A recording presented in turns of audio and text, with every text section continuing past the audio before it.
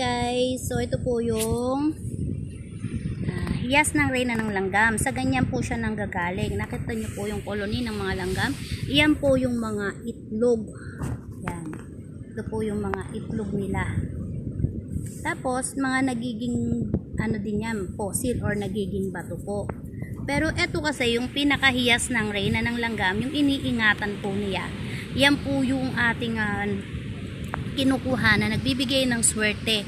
Maraming swerte ang iniaakyat sa atin dahil ang mga katangian ng mga langgam, unang-una, ayan, nakikita nyo naman po ang sipag nila. Kaya masisipag po silang maghakot.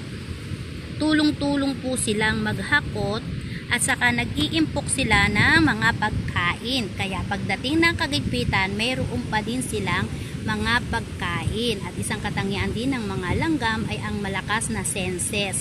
Sabi nila, ang mga langgam daw ay walang mata o malabo ang mata, pero ang pinagagana nila ay ang kanilang mga antena.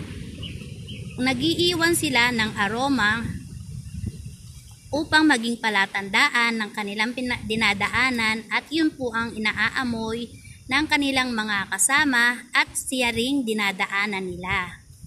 Kaya kung mapapansin niyo, kapag mayroong isang hanay ng mga langgam at binura nyo po yung dinadaanan nila or yung kinuskos nyo, matataranta na sila, mabubulabog na sila kasi nawala doon ang aroma or yung iniwang bakas, amoy na iniwang bakas ng kanilang mga kasama. So yan guys, ayan po ang mga langgam. Ang itlog ay nagiging fossil din at mutya, pero ito ang pinaka hiyas ng reyna ng langgam na nagbibigay ng napakaswerte. Madaming swerteng pinagkakaloob sa atin. So yan guys.